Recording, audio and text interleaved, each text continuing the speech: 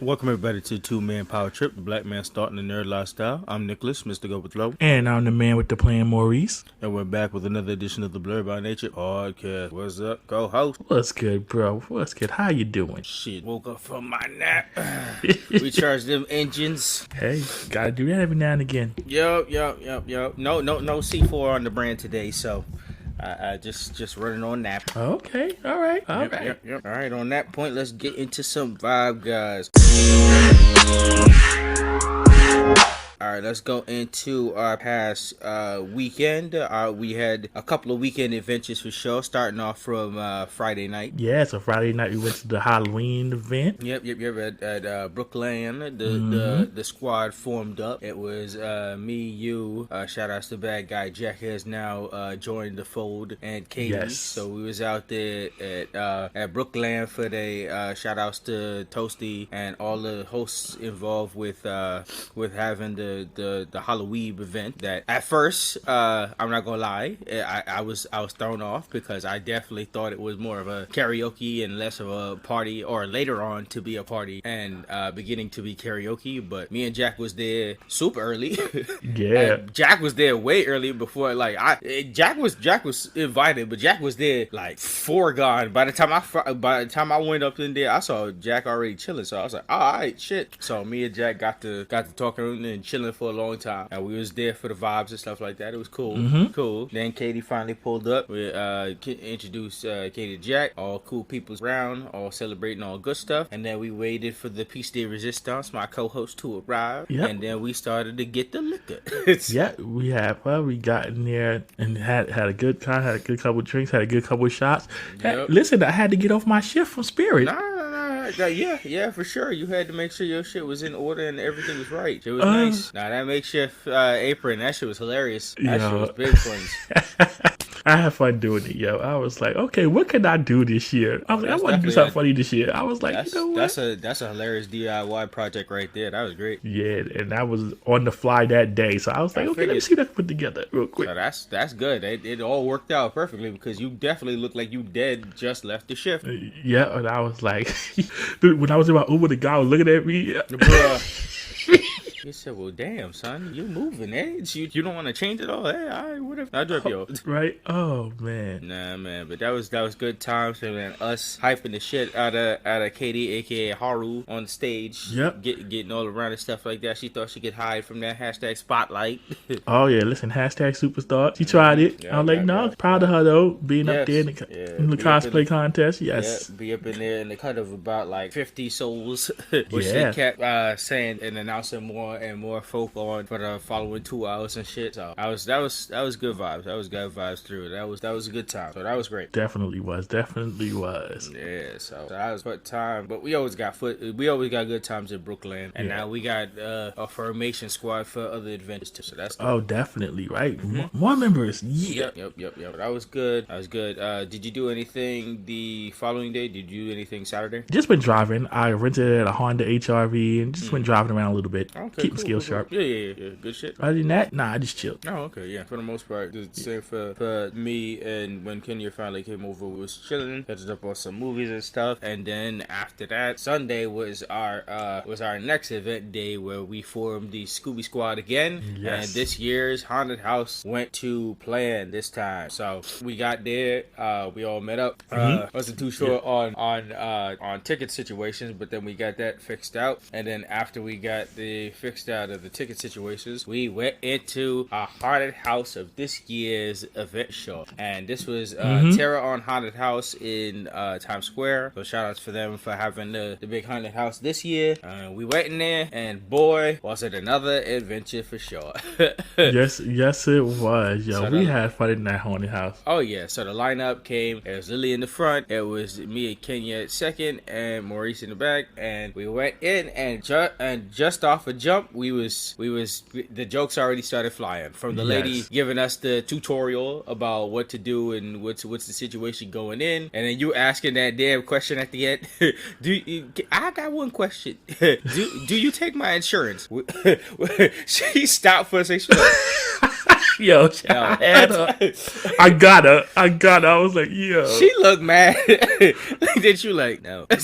Said to know as serious as possible. I was dying. I feel like when you asked that question, the music just stopped. And she was, it just proved the energy. She was pissed at you. She was like, no. Like, y'all one of those groups. Okay. Oh my god. Yeah, I mean, if she didn't learn that, the motherfuckers in there definitely learned, because when we started making our maneuvers and shit like that, man, like right off the rip shit, friggin' Lily thought she was gonna run into the first ghost when she was giving the tutorial. Then she went in there and she saw homie ran off the corner and then come around the corner, and I was like, all right, so we starting off of that. And boy, did the spooks and spills and ghouls all love the hell out of Lily. Oh yes, they did. And Kenya. Mm-hmm. Oh man, every section they was all over them. While us, we was either clouded or ghost facing the hell out of that shit, because that was hilarious. Oh. Between that, the friggin' first ghost that was hitting the bus, the shimmies, and we went into the room and created a dance party again. Yes, that shit with the ring girl hitting the shoulders. Right? Yeah. Hey,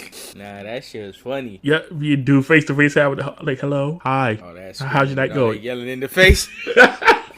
I'm like, all right, and then people jumping on the top on the top of the balconies and doing Bray Wyatt stretches and contortionists and all that stuff, and trying to yell at the head, yell at the face and stuff like that, banging the walls. And it was like, all right, cool. All right, can we see you? Yep, hitting them corners. Turned it from section to section, man. They was following up a lot, but man, every time we passed them, they was chasing, and they knew exactly who to chase because they was on Lily's and Kenya's ass like there was no tomorrow. Yes, every time we walked past them, they was like, stay. I'm in the back like, go. Yeah. Oh, you heard? I'm like, oh my goodness. Yeah, all the hollering and hooping and yelling and screaming and running. Oh, that was good times. I had to hold Kenya back at least once because she was about to bullet the hell out of there. Yes, she was. And I'm cracking up because we intentionally got another Scooby moment with Cat. Oh yeah. We hit the corner and all I heard was no, not again. I was like, huh? Wait, how the fuck that happened? So let me tell you what happened. So it was smoky in there, and I'm thinking this was the curtain, and that part of the curtain wasn't the curtain; it was actually the wall. So then I realized that, so I go over to go through the actual curtain. Then the lady shoots Bobby. I'm like, see, but I guarantee you, Kenya didn't see it that way. Not at all. No, not after last week. Not at all. Year. She don't trust your ass, and she definitely don't trust your ass now. She said, not again. Yo, I heard the not again. I'm like, I was like, what? Oh my god. It's definitely between that. And then my favorite moment is when it got so dark and we got too close to the other team, and then all we do is we're passing by and all I hear is screams, and our team is screaming at their team, and I'm like, wait a minute. All you hear is I'm looking around, I'm like, huh? I'm like, what's going on here? I'm like, y'all not part of this. Between that and then the friggin' when we got up to the friggin', we yelled at this mysterious person that was just walking around, only to find out I was a security guard. he was like, he gave y'all weakest eyes. Like, that's all y'all get from me. That nigga was definitely clocking out. And he didn't care about this shit no more. Cause we ran into, I was like, that nigga's just a security guard. He like, I'm just here. Facts. That was literally it. But nah, that was great. There was a whole bunch of people just trying to run at us, yell at us towards the end. It was good Dodge experience. Me and the lady screaming at each other at the end. Yeah, I was hitting my Ric Flair struts to get out of there while Kenya Bookit and Lily's out of there, and they all yelling for us to come, and I'm taking my sweet ass time. Right? I'm hitting horseman struts. Woo! Right, we having a good time in the haunted house. They on the outside like, yo, we got it. They're like, we already halfway there, and I'm like, I'm hitting my strut. Like, we good. Nah, but that shit was great. Kenya had some PTSD walking next to Target at that point. Yo, for real. Yeah, we had to get the business out of Target, and then we went to go catch our eats around there. How did you enjoy your stuff at Taco Mahal, Yo Indian Taco? Oh, it slapped. Yeah, man, that place is always a true gem out in the city. It's nowhere too far. They only got like 2 locations, but it's always a slap. They always got good eats, so that's always one that I recommend for folk. If y'all trying to get an Indian taco for sure, that's the spot right there. Yeah, it was good. Definitely. So I was good, and then we went to Bryant Park, chill for a bit, get some snacks and all that stuff, and then we disbanded. And then when we disbanded, it sounded like people was getting having more spook moments, because when we disbanded, it wasn't about until like 5 minutes later until Lily messaged me that she ran into that same religious group that she was clowning just like not but 10 minutes ago. No. I was like, we was in the train and we was waiting for something, and she was like, I spoke too soon. I was like, what the? How'd you get into some situation? Run, Lily, run! Facts. It was between that and then your almost haunted adventure going home too. Yeah, I'm like, it's dark in here. I was like, oh, nah, it's okay. Time to go. Yup, shit. They was like,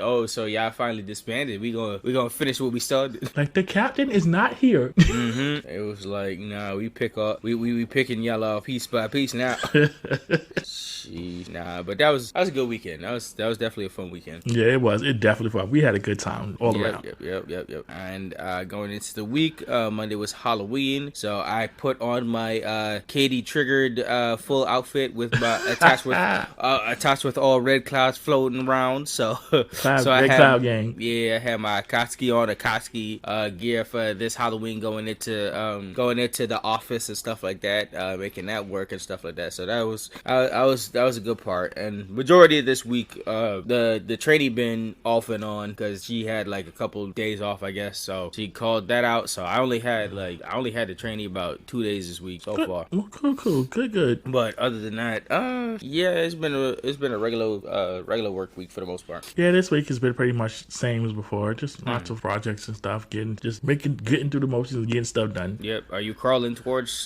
tomorrow's half day again? Actually not this week. After Wednesday, it kind of died down. So okay. It's actually been, today was quiet, so it wasn't bad. And yeah, but I'm always looking forward to my half day. Yep, facts. Shit, I'd always look forward to that half day, no matter what. Yep. All right. So far, for the most part, that's the close up of Vibe Guys this week and everything. So let's switch up into an easy off the cuff discussion this week. And this definitely bear fruits for this week mainly because, I mean, as of the turning of October 31st and November 1st, we have a season of folk that like to turn up a certain holiday or overstep a certain holiday. So my off-the-cuff discussion this week is, how early do you bring in the Christmas spirit? After Thanksgiving. Thank you. Shit. All right. Argument done. Because I don't get people that just dive and deviate over Thanksgiving like it's no tomorrow. Like, going from October 31st into just automatic Christmas mood, making you just miss that entire, main holiday in November is buggy to me. Like, once Thanksgiving is out the way, sure, yeah, that's the whole point of craziness on Black Friday and X, Y, and Z. But, like, y'all just hopping completely over. I'm not like Mariah. I need my greens, beans, tomatoes, potatoes. Thank you. Shit. We need that before we get to the all I want for Christmas. Like, Mariah ain't wait not a single damn. Like, November 1st is when she completely busts out the ice and she out there and the music playing all through the shit, and I'm like, bro, can y'all give anybody a solid time, like at least November 25th or something? Like, relax. Yeah, I sent that hello commercial to Cherry.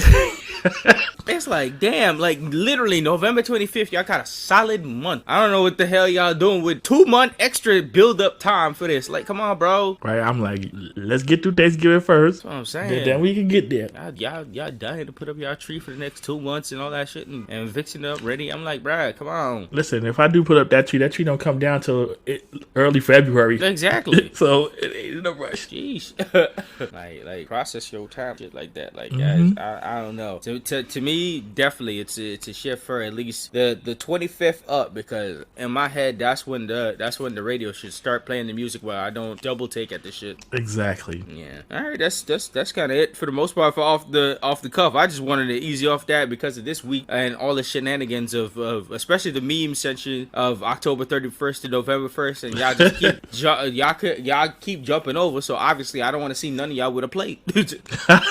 Y'all going starving this family time, of course. Empty plates galore. Y'all go eat y'all Christmas spirit. Oh wow. Shit. That y'all want to disrespect. Co-host is not with it. Not with the automatic. I've been championing this thought for years now. So that's my mood on that. Right. You like I said, you can prepare a little bit, like go shopping and stuff, but I'm not putting up the get tree and the wreath and none of that stuff. No top suit.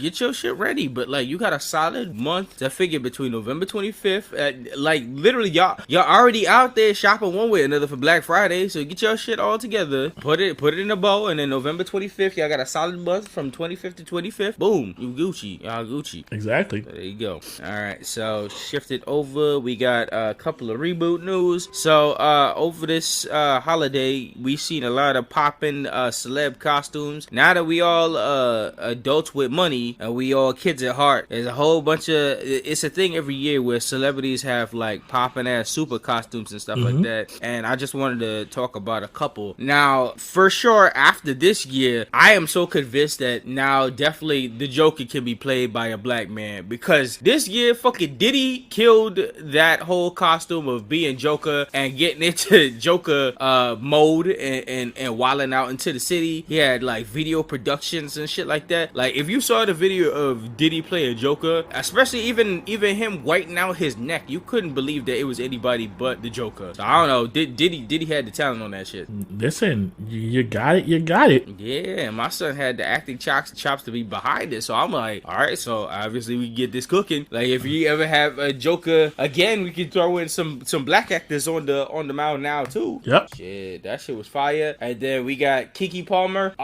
She made the internet half mad again after that fan casting people had of the Black X-Men, which I'm flown with that agenda. At this point, y'all are selling me so hard on this shit that my mind is all made up that I need the MCU X-Men to be majority black folk. Like it's just gonna be stuck in my head now, because she pulled off a rogue so well, and she played with that thought so well that it started off at like fan casting and people joking about it, and then it just came through with the chops, and I'm like, well, I mean, y'all might have me here. Hey, listen, I'm all for it. Yeah, exactly. Y'all are personally setting up my agenda for that shit already, so I'm already here, and then that's great too. And then like shout outs to a personal favorite celebrity costume I seen this week that's full of memes, but I seen I think Heidi Klum, she was dressed up as a worm, and that shit has been the peak of meme material. I don't know why she became a worm, but she was explaining like her costume took like hours to make and shit like that, but like she's doing interviews on the floor just being a worm and shit like that. Like her face is perfect / like nightmare fuel to perfect meme material. Even like she was in the club with Questlove and they was playing Back That Ass Up and she was shaking it as a worm and I was dying. Listen, sometimes you just want to have fun with it. Oh hell yeah. Nah bro, some of these costumes are true peak. It truly shows we are the generation that lived off of some fun, because man, we come into with all the wacky costumes in the world. Did you see Alicia Keys being Beerus? Yes I did. Yes I did. She killed that. Beats was Obito? Yeah. And then it was joined up by a bunch of stormtroopers. Like bro, we are all grown up nerds and it's amazing. It's amazing. It's always lit to see it. I was like, oh look, I was like, shoot. Who thought before this that you would have been in the theaters to see Battle of the Gods and you would just seen Alicia Keys right next to you watching that shit? Listen, I'm all for it. That's what I'm saying. Like, you never know who's a fan of what, and this is the time to get it popping. It's a super everything out there, and that's always great to see. Yep. Yeah. All right. So moving on to the reboot news. Now, following under I was talking about this before, but following under the trend of stuff hitting the domain, I'm pretty sure it's left their main IP of places from before. So you got to start to ask your question. What's the next in the domain property? Because soon we're gonna have.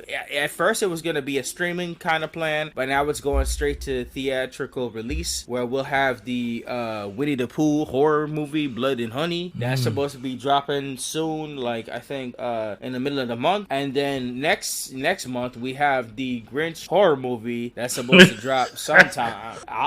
It's supposed to drop sometime next month. And now on the list we add to that shit because the guy who's doing the Blood and Honey movie, he is working to put together the next horror domain IP, and that'll be the Peter Pan horror movie. Okay. Yep. So it's starting to set up to be an interesting genre. So we'll see what's happening on that. What's your thoughts on the next domain that could be caught up next into this possible horror flip genre? Oh, if they're doing Peter Pan, they could go a lot of different ways. Ooh, the Grinch intrigues me. Hey man, I'm more for the Peter Pan. I'm more for the Winnie the Pooh. The Grinch. So we going to see it? I'm probably going to check it out, but I'm still. You gonna be like the captain watching the DBZ movie? Probably. Probably. But what other ones can they tackle? I love the Jungle Book, but I could definitely see Bagheera and Baloo tearing the shit out of Mowgli. I don't know if a fucking Black Panther and a big ass blue bear, especially when a nigga get high. Oh yeah, he definitely. I don't know if I want them doing that to the Jungle Book. I'm trying to think of. I love the Jungle Book, but I'd throw that shit in there too. I'd rather them remake Tailspin, but anyway, I'm trying to think of. Yeah, he gonna have a tail spinning when he bite the shit out of Mowgli. I'm trying to think of what's in public domain right now that they could really pull on. Oh, yo, I used to have the discussion with Demi like a couple of years ago where she said there was a time that Disney almost lost Mickey in the public domain. So Mickey almost became part of it. Like Mickey could have been up in that shit too. He could have been. His story could have been he got deserted by Disney and went crazy and started murdering people. Disney would have had a fit. Disney would have been swinging, especially with they just about to release the new movie on Mickey and how he's a symbol for all things great and stuff like that. If they let that domain slip, boy, it would have been hand swinging. Listen, they'd have fought that tooth and nail. They was like, shit. I was fighting Demi off of that shit because I was like, of all things, they will let anything slip, but they not letting the mouse slip. They not letting Mickey slip. If everything will go before Mickey goes. Pluto, Goofy, all them niggas, or Minnie, all them motherfuckers will go to domain before Mickey does. Mickey will be their last stand. Yeah. They will recreate the universe in the image of Mickey before anything else. Definitely. So I'm thinking stuff. Let's see.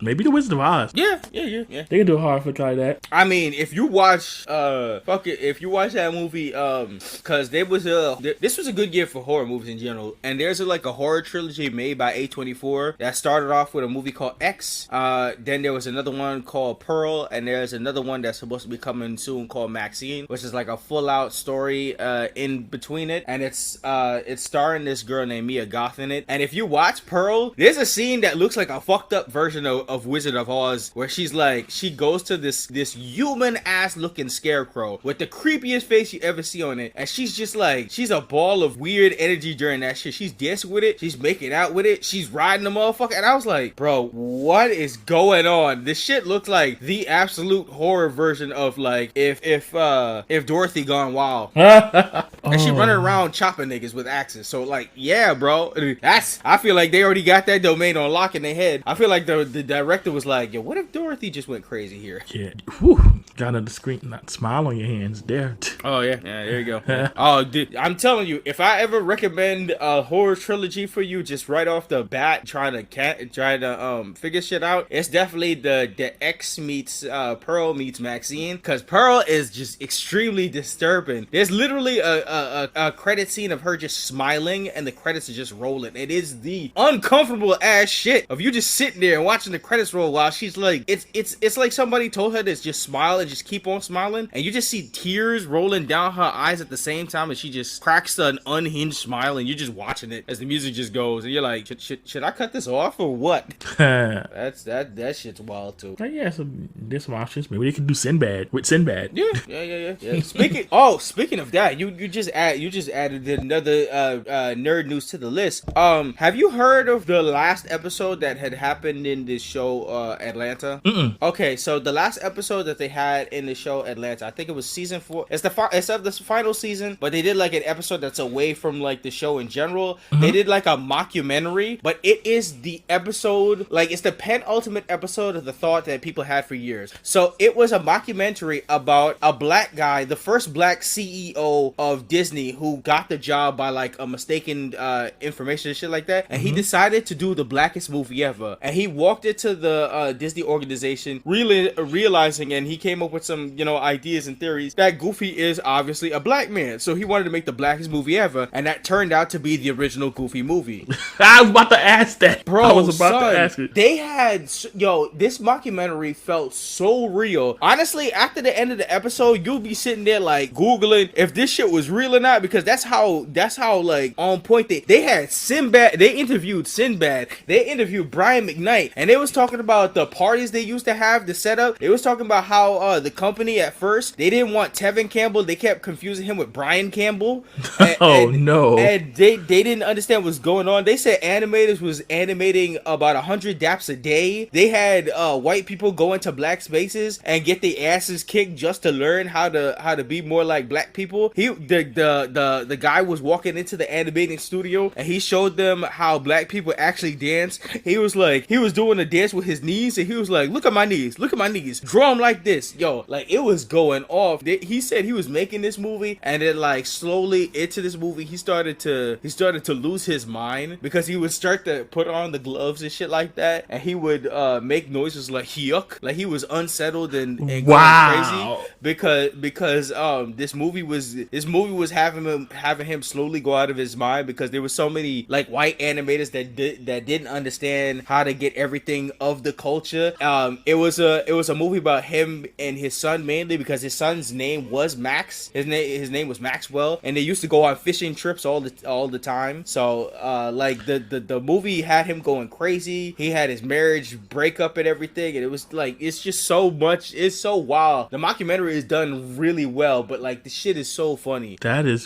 That's wild. If there's anything to be recommended, that is like, you don't even need to be familiar with like Atlanta at Strong Suit. Just watch that mockumentary. It's about like 30 minutes, and it's the greatest 30 minutes of the people who theorized for the longest time that Goofy is the blackest Disney movie of all time, because that shit is perfect. Like even the thought of they changed his vision of what his finale wanted to be, because they was talking about he wanted the end of the movie to be Goofy getting pulled over by the cop, and the cop literally being a pig, and then him shooting Goofy at the end of the movie. Yo, I'm telling you, this shit was hilarious. And it was like they whitewashed his vision, because they said that he created the whole movie, and they said that they took out the cop shooting scene and they replaced it with Bigfoot, because your dream of what you want this movie to be is as elusive as Bigfoot. Oh shit. Yo, I'm telling you, son, that episode, I recommend it because they did it so well. There's so many parts in that feels like the realest interview walking, and when you finish that shit, you'll be looking around, you're like, damn, wait, was this real part of history? Because everybody always theorized that the Goofy movie is the blackest Disney movie they've ever had. So that one just put it in forefront, and it's an amazing episode. I wonder how Disney felt about that. Oh no, yeah, that's what we all wondering, because they came in hot with this shit, and it's so perfect because it's the anniversary. I think it's the 30-year anniversary. Yeah, that's about right. Yeah, so for that to drop and shit like that, it was like, Atlanta don't spare no punches when it comes to certain episodes and calling out shit of the black community and calling out shit of things like the black community and shit like that. It's an amazing episode and super recommended on that for sure. Hey, all right, I gotta take a look at that. Definitely. And then also we got the new stop motion animation that I want more people to check out, and I want more people to pay attention to. It was by the real guy who worked on The Nightmare Before Christmas, not Tim Burton. His name is slapped on it because it's obviously the director, but the guy Henry Selick is the real guy behind all the information and all the actual work behind it. He worked with Jordan Peele to drop this new show on Netflix that is as poorly friggin' advertised as you would imagine by, you know, seeing black people in stop motion animation. It was a wonderful, Par for the course for Netflix, pretty much. But it's a wonderful movie that everybody should check out. Wendell and Wild. It's part of my new October Halloween tradition to watch that shit every year now. It's fantastic. It's got people. It's got people of all kinds from Key and Peele. It's got like, yo, I'm telling you, the story is wild from jump from the beginning. It's like, if you ever see Nightmare Before Christmas, it's of that ilk of how wild that shit is, and stop motion animation makes everything so beautiful, everything so lively, everything gets put together, and it was amazing to see this shit, because everybody always talks about how Tim Burton always had a vision, and he always said in his movies he don't see black people as a part of his vision. So this movie is a complete 180 twist on anything. Like, this is such a modern day take on horror movies and everything that's put together, and it gets thrown into the wildness of it, and it's an incredible movie, and it's an incredible piece of work that Jordan Peele and Henry Selick just put on this shit. And it's great characters, and it's good to see, you know, black dark skin in these movies, and they killing it, and you see all different kinds of shades of black, and just everybody talking, and you feel for the culture. Soundtrack is amazing. They show a lot of POC rock bands, so you got alternative rocks, you got stuff to add to your soundtrack. So definitely everybody go check out that Wendell and Wild. It's popping. Yeah, man. Okay, that's on my list. I actually want to check it out. Yeah, it's dope, man. When you check that out, it's fire. Let me know what you think, Joe. Definitely will. Yeah. And then the last part on the docket for reboot news for sure. I asked this, and me and the captain, me and Kenya has been going back on this for the longest. So we've been talking for the longest, and you know, the captain is always team Michael Myers, and I'm on the team Jason. So they had a death battle just recently about finally putting Michael Myers versus Jason together, and you know, your boy Jason had to take that W, and you know, the captain still disrespected me about it. She think Jason's a boring ass nigga, and I think Michael is just, you know, Michael. But following up on the W that is Jason, on Monday they announced from A24 that we're getting a Crystal Lake prequel series. So Jason will be coming back into the zeitgeist. I'm happy about it, because I was hollering for the longest. I was like, yo, what they doing with Jason? They always doing something with like Freddy, or they doing something. Yeah, I swear the upturn and the downturn happened at the same time. They had Halloween ends, and they got Michael the fuck up out of there, and Peacock is finally working on that Jason series. So now we got A24, and A24 is always fucking weird. So they going give this Crystal Lake series something to pop about, and it's coming up on Peacock. So everybody look out for that, and probably the next following year that we got the return of the boy Jason. Nice. Okay, Jason is back. Yeah. Yep, Jason finally back, and he got a series just like Chucky. Okay. Yeah. Look at these horror icons starting to have series now. They tired of standalone movies. They trying to make they standalone series pop now. Yeah, man, I'm with it. All the horror icons saw Chucky season 2, and they was like, "This nigga got a season 2? Nah, we cooking now." Listen, Chucky's been lit. Oh yeah, I love Chucky season 1 and season 2. They found a way. That's what I like about like certain series. They found a way to merge almost about every Chucky movie in the zeitgeist, and it's so nice. It's always an added, because you know we're wrestling fans. You know, it's an added pop when they have a nice return and mix it together with the new cast and shit like that. It's always nice. Yeah, it is always nice. I'm happy about. I like the series overall. Tiffany got to go. Oh boy, you caught up? Yes. Oh boy. Yeah. Man, son, they answered like a 20-year question off of mad shit. No, I started laughing when she was in the cage and she said I voiced Bonnie for about how many years in Family Guy. I was dying. Yo, that took me out. Oh my god, this show's too much. I love the wackiness and the zaniness that they've created into this, and I'm pretty sure because of this series, a lot of horror icons and a lot of people who've created these horror icons and looking over, and it was like, damn, you know what? Maybe we can get this Freddy series popping. Maybe we can get this Jason series popping. Maybe we can do, like, they gonna do more series off of horror shit just off of that. They gonna realize that movies ain't just as popping as they was, because I'm telling you, after niggas saw that Halloween Ends, they was like, you know what, Michael could have had it better in a series. Yeah, my thing is, I'd like to see Jason and Freddy in TV shows. Yeah, shit. That could lead off to fucking more crossovers. How long has niggas been asking for another Freddy versus Jason movie? Like, they could have done that in the series now. Listen, Freddy and Jason like the Bloods versus the Crips. That's what I'm saying, bro.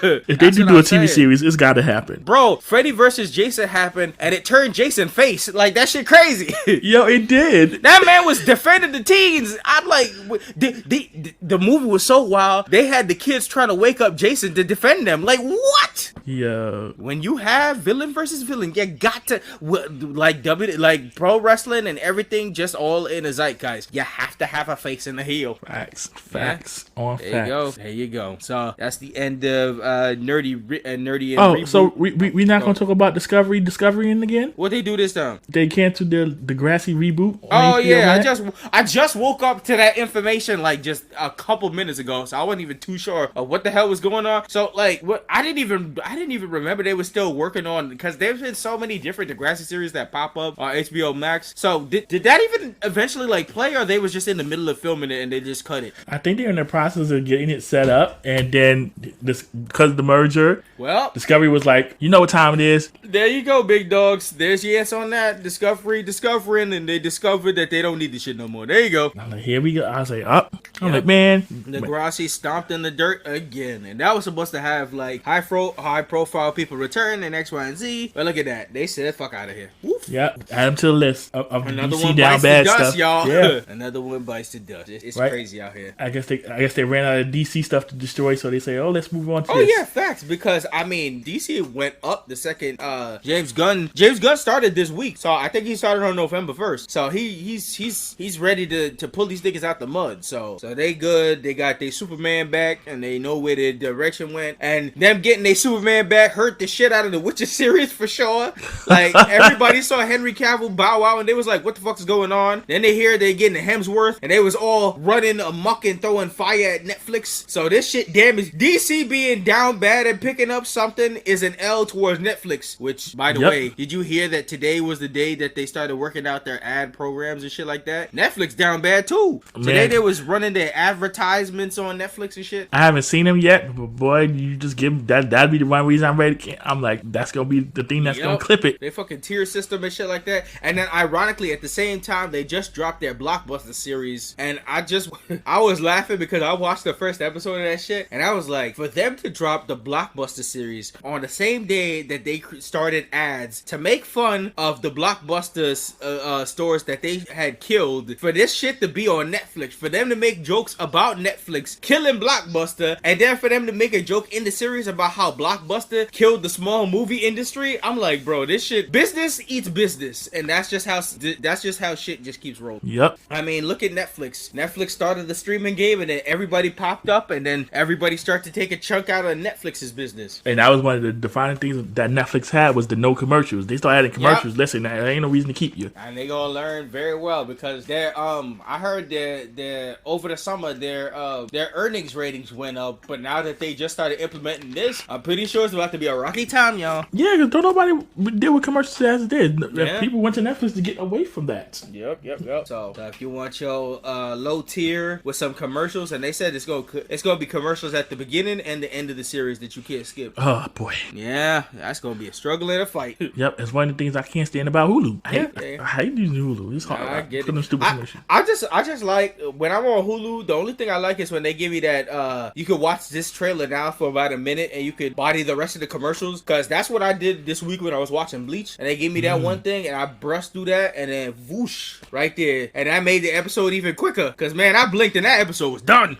Man, them episodes be going fast. Them episodes super going fast, and now we got Bleach Mondays and Bleach Fridays because they dropping the dub tomorrow. Yeah. So I'm a rerun all that shit back because I need to hear the natural. For real. I need to hear my son Johnny. I need to feel my boy Johnny Young Botch's pockets, boy. I got to fill in pockets by watching these streams. So I'm gonna watch my boy the real Ichigo stand up, baby. Yes, I've been waiting for the dub too. I was like, yeah, buddy. Same time, same place. Let's go, Ichigo dub style. Yeah, Johnny Young Botch right here in the money. He here for this. He here for the Power Ranger reunion. His pockets is lining up. Yeah, he good. Steve, on the other hand, that boy in the green. Hey, Steve was at the reunion to replace Jason, so he got some green too. He said, "Y'all didn't forget me, and y'all got us to say, John, the fuck up out of here." and you know, we support that. Here on the Blerd By Nature podcast, we support Austin St. John shenanigans getting thrown out. Yes. So there you go, y'all. Podcast approved. Yep. So on that note, that closes off the nerd and reboot section. And we switch. It's time for that main event.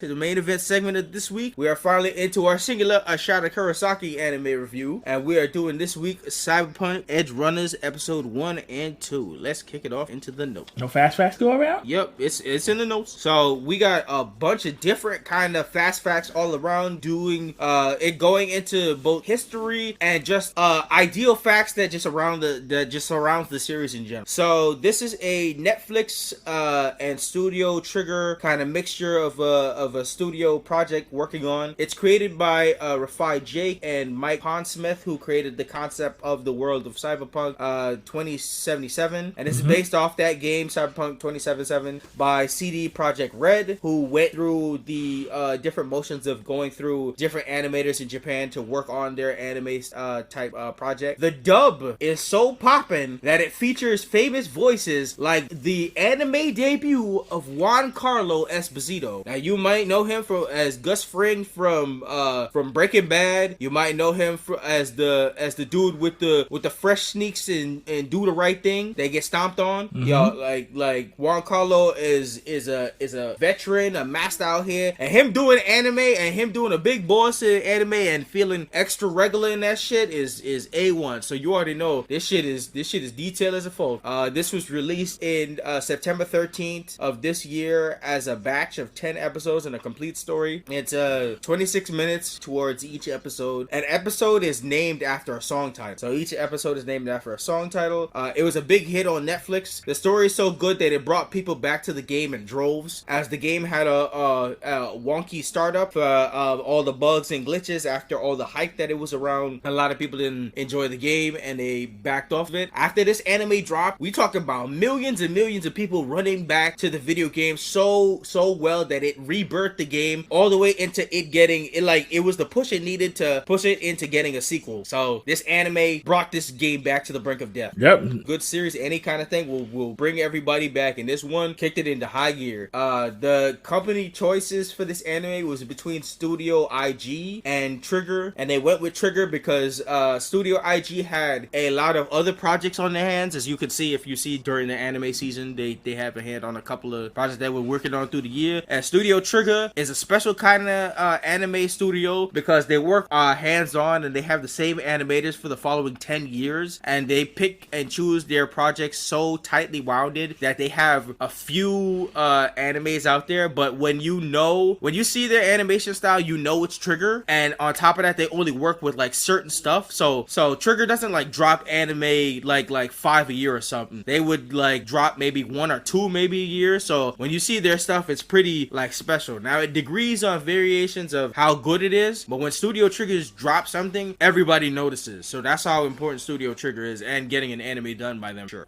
There was also so one of their most famous characters in the show in general is a girl named Rebecca, and there was a fight to keep this character in the show in general because between the studio CD Projekt Red, when they created this character, they realized she was a lowly and they thought they could take her out of the series, and Trigger was adamant about that shit. They literally said in the conference, the lowly must stay. They wasn't gonna do any part of this anime if Rebecca did not stay. And now Rebecca is one of the most highly talked about, fan-arted, XYZ. She almost the fucking face of the damn anime, and you would assume that she was in the whole time, but she honestly, off the review of the episodes we're doing, she's not even in there. But she's one of the top characters of all time throughout the whole series. So Trigger was right on this series. Like, Trigger was right to keep that character. Like if they knocked out, I don't know where the series would have gone in general. Good job, Trigger. Good job. Yeah, big call. They making the big money, and it's so funny because what was it? I was watching a Did You Know series on the anime too, and they was talking about how one of the main people on the projects, they're the biggest fan of Rebecca, but she feels bad about it because she was the one who was trying to veto her in the meeting.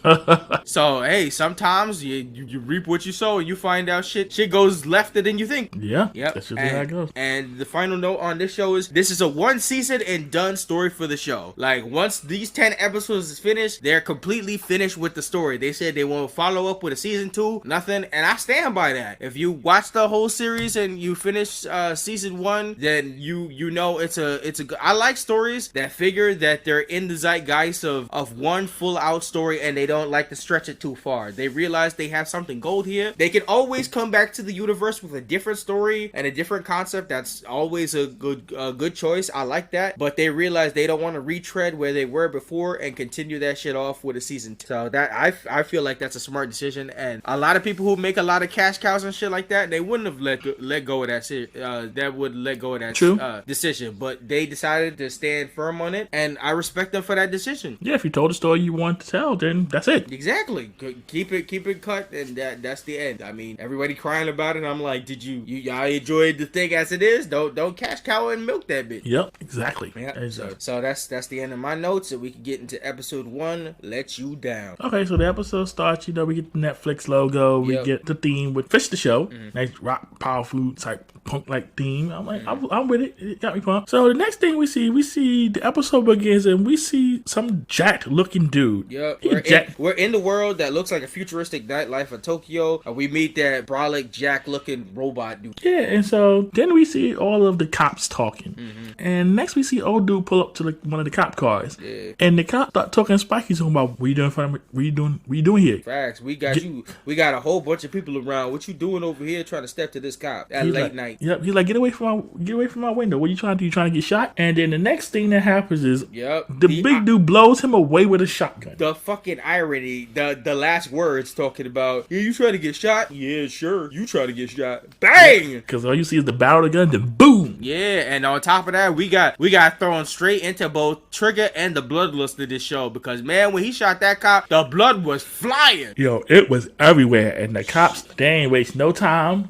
Shit, if my motherfucking nigga get shot in his car, ain't no time to waste. This nigga wildin'. Son, they started spraying. And none of that shit was working. He was tearing through them guys. Legit tearing them up. Yep, just taking them out. Just ripping them, just murking them. He did samurai chop one nigga in half. Yep, and then we hear one of the cops yell, we got us a cyber psycho. Raise Mac Tech now. Yup, and they done called in the heavy helicopter artillery. He tore all the cops that was on the ground. He was tearing up. He was using that slow motion speed on them and was tearing them up bit by bit until that helicopter came down from above and he started shooting up above. And he thought he could catch them niggas, but them niggas was on some other grade of material. Yep, and then them dudes from the helicopter, they popped down. It was like pink, but they washed him real quick. Yeah, they short circuit EMP'd his ass. He dropped and they started shooting him down. And homie started to be on his last stand shit, trying to take care of that shit. And they came in closer and they had that face shot shit. They put it towards him and bang, game over. Oh yeah. And then so the next scene we get our intro to David, aka D. Yep, David Martinez. We get introduced to, and he is on the phone with his junkie doctor. He on the phone with Ripper Doc, and he trying to give him trials of what seems to be, it looks to us like the metaverse that he putting his ass into. Someone was over there convulsing or something on his couch, so I get Oh yeah, he was. I don't know if that was supposed to be a mixture of him knowing what's going on with the guy, or he was playing a video game version that was likely to it, because the scene back to back looked like he was either playing the version of that or he's playing something similar to that shit. And then Ripper Doc had him fixed up with a whole bunch of systems, and then he tried the second shit, and the second shit was automatic porn. Yeah. It's funny little. Hey you! Yeah, it's funny how little Kashi came in convenient looking condom like rappers. I'm like, between that and they look like fuck. I bet you the discs in the inside look like shit out of the Nintendo Switch. Yeah. Yo, fat. Yo, so the next scene that we see is we see D sitting in front of the washing machine. And this is where we start to learn the struggles of the family, because that shit was like, yo, you need to deposit some more money for this laundry. Nigga don't even got enough money for laundry. Yo, the laundry machine literally stopped and said, cycle suspended due to insufficient funds. Like, nigga, what? Damn, so you gotta even pay to use your washing machine? I'm like, bro. By a second? Dang. Like, this already proves that this society about to be money hungry as fuck. So next thing we get introduced to his mom. Gloria Martinez. Yes. And she's crashed on the couch after working probably looked like a double shift. Oh, she's definitely a hard working mother. She didn't know what day it was.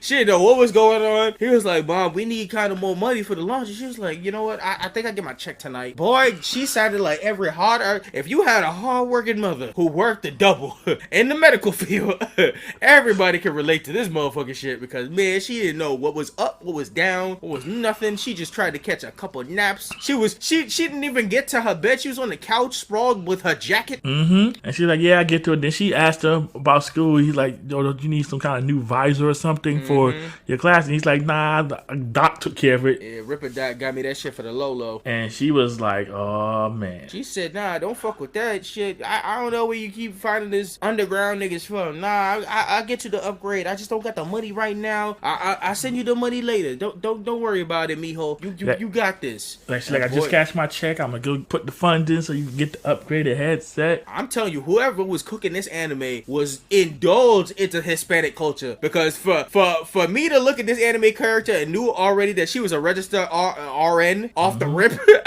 was crazy to me, man. This is definitely a mother that was just got into this place and was just trying to make ends meet. Right, so she telling him like, yo, listen, don't cut corners. I got you. It's like, nah, I took care of it. She's like, you're not even dressed in your uniform. He's like, my uniform is soaked because of the machine. It ain't even cleaned up. The backup ain't even cleaned up. Like, he tried, man. And then we see on the news they talking about old boy that was going on the rampage. And Gloria's in the news and as well, covering up the pieces and getting rid of that. Yeah, it's like, Mom, you on TV. Like, not for the good news. Just like, nah, not today. Go to school.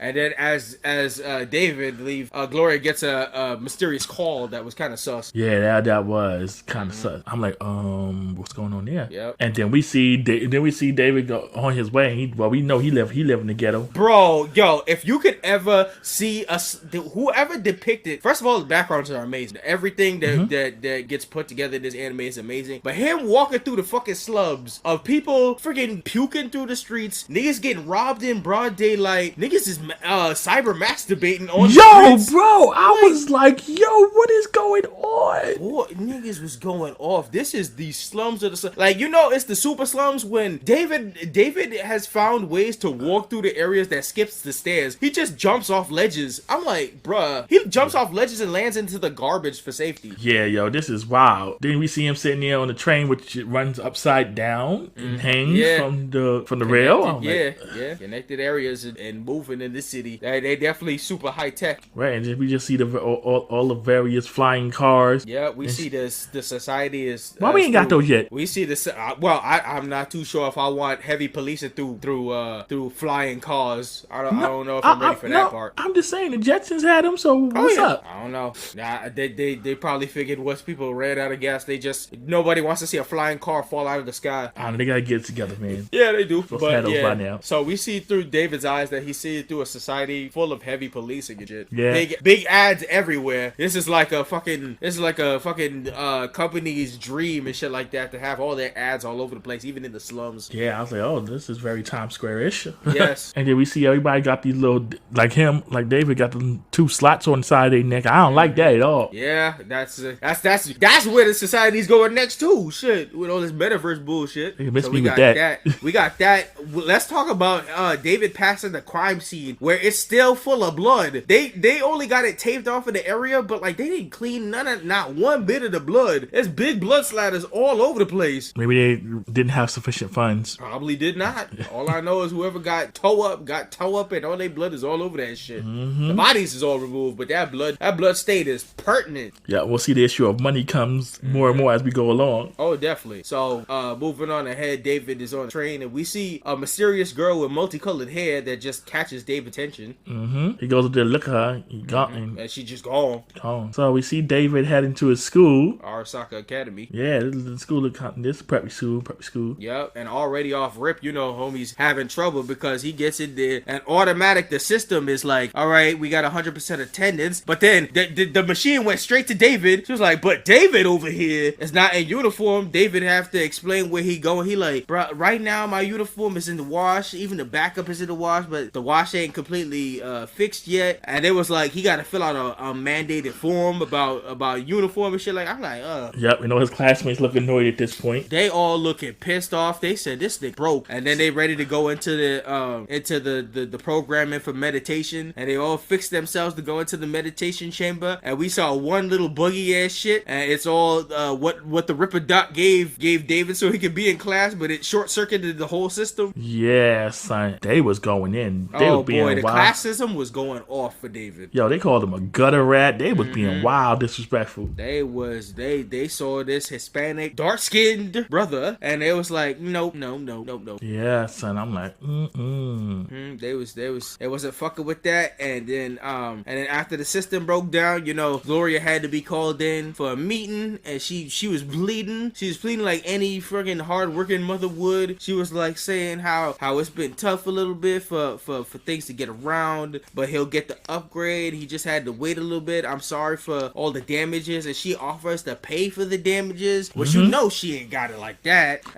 The way the class looked at him when it happened, bruh. David's like, bruh, listen, I'm trying to... David obviously did this to save some money. He went through the back road systems, and even they was calling that out. And they was like, well, if David, I don't think is the kind of student we need around here. I was like, all right, I see the classism. I see the rocking. Because they was like, yeah, we could put in for a transfer for his ass to get out of here. Yeah, they was like, nah, he got to go. Gloria was pleading with her whole life, talking about, no, I need my son to stay here for a good education, for everything, for him to have a better life. Nah, my son need to stay. Doing everything in her power to make sure that happened. They tried to kick his ass out pretty much because he broke. Yeah, and so next thing we see Gloria and David in the car, and Gloria explains to him like, yo, your little stunt there gonna cost me 10 times money to fix it now.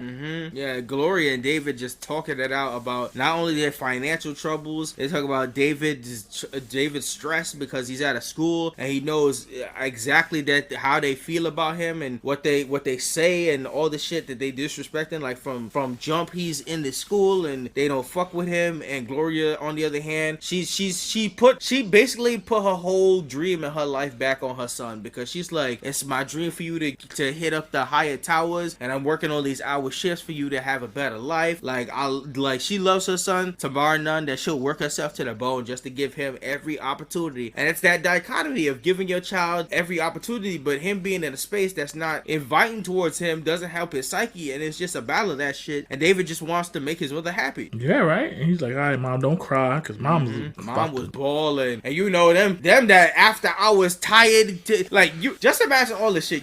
She just came from a double shift. She got to go back to work eventually. She had to cut some time to come out into the school to go pick up David in the first place, and then go talk to the principal. Then she got to owe $10K over to fix all the fucking systems. And I know she didn't have that money since she didn't have that money for laundry. And then she just gonna go pick up a check now. And then we later learn even worse shit's happening. But then in the midst of them talking, we see two cars getting a bit too fucking close. Yeah, and then next thing you know, sons, they having a whole shootout with her in between. They was having a fucking drive-by situation, shootout in the middle, and these motherfuckers is just caught in the middle. And they did not give a solid fuck. They shooting each other out. They go out further into the car, and then one car saying, we rep the animals, and they shot out the car, and the car go flying, towards backwards, and then they don't know how to maneuver their way out from the car, so the car hits them, and they get into a huge car accident. Right, and the next thing you know, we see David wake up, car upside down. Yeah, he's stuck. The seat belts won't lock, and then he's yelling for his mom that ain't waking up at all. And then, son, the ambulance, trauma team, whatever you call them, they show up, and they literally said, you ain't got no money, so we out. Facts. They came down there, they was like, yeah, she's not subscribed to our insurance package, so what do we do? Just leave her. They said just leave her. She's the meat sacks now. And then they just went. I was like, and David saw the whole thing. What's heartbreaking is the second David saw the trauma team, he was so elated because he knew he was getting help until they read the information, the description, and it was like, nah, she ain't got no money, so she's not a subscriber, one of us, so just leave her to die. And David's stuck yelling out, he's screaming out all kinds of forms of mom. He even said, what broke my heart is the second he went from mom to mommy, and then he was trying to fight his way out, and then I would assume eventually he got free and at least pulled his mother to some sort of safety, and then he brought her to the doctor. And then that's when we had the doctor situation where he brought his mother to get the surgery, and then the doctor was explaining that the surgery is successful, she was good, but in their package for their certain kind of insurance that they have, he doesn't have visitation rights, so he can't see his mother. Yeah, I was like, that's some bullshit. This is honestly probably the realest anime episode I've ever seen. Who in America was like, let's take every problem we have in America and shove it into this first episode of the anime? Because Jesus Christ, this shit was too real. Yeah, I'm just like, bro, this was depressing. I don't ever want us to get in a society, to get a situation where the police show up and the police is like, you're not subscribed to our feed, so obviously we're not gonna save your ass. What? And then so next thing, he gets back to his house and he sees a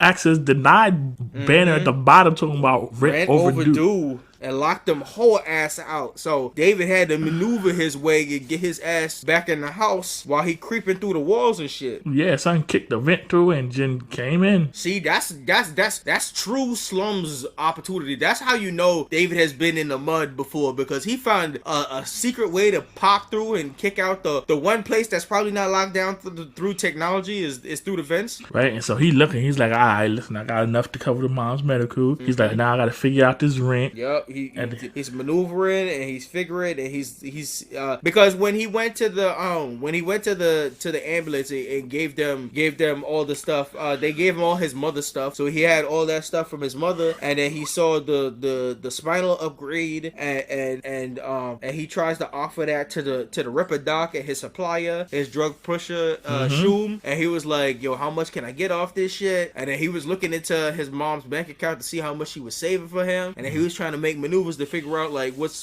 he can maneuver with, pretty much. Yeah, and I'm like, yo. He looks up into the information of what this thing is that his mom had, and he said this thing is a Sandevistan and it's military grade and shit like that. That's why he trying to sell it off for a hot buck. Yeah, and he was like, all right. His supplier is like, listen, ain't nobody gonna take it, bro.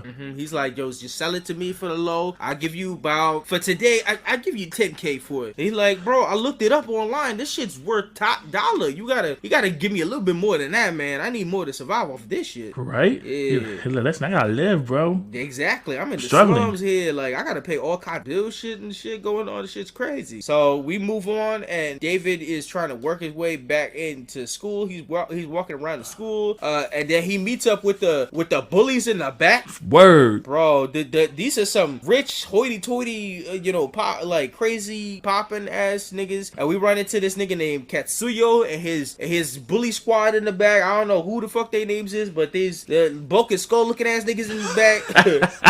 and he started running off the mouth. He talks about he wants him out. He talking that classist bullshit. He even you knew it had to be some hands when he talked about his mama. He said, yep. I don't know how you got into school, how your mama put you into school, but she work at nighttime. You know what she do? I know what your mama be doing with that mouth to get you into school. He was like, I know this nigga say my mama be so dick to put me in school now. Yo, bro, at that moment, that's when the scrapping started. But then the moment David started putting hands on him, you see this nigga had the upgrade that they was talking about, and he added I don't know, it sounded like he added the Bruce Lee meet Jotaro from JoJo's Bizarre Adventures, because that voice actor put a little stank on that damn shit. He hit him with the 400 hit combo. He hit him with the had the freeze frame, and he bust the shit out of David. Yep, yo, son, he whooped his ass. Nigga, he hit him with some. It was such a mess to see, because David had blocked him. I mean, David threw the first punch,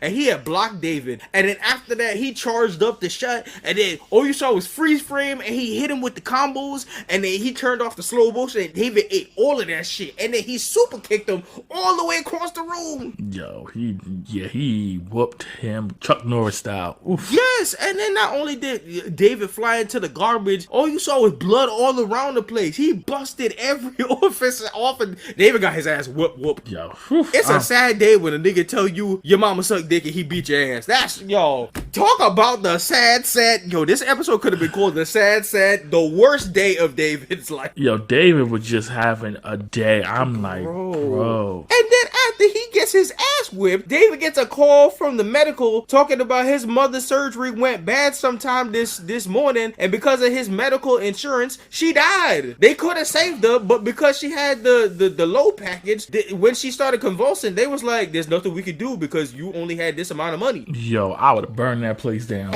What? Nah, bro, listen, the heat coming off, like, and then the audacity right after that, he was like, yo, we got this, because of your whatever you have in insurance, we was like, all right, so we give you these options. You could have her, you could pay top dollar for her to get buried into the ground in the casket and stuff like that, or we could give you the low key of just burning her. You could just cremate her, and we could give you the ashes for the low. And of course, you know, he ain't got no bread, so yeah, he just got like whatever the hell his mom was saving.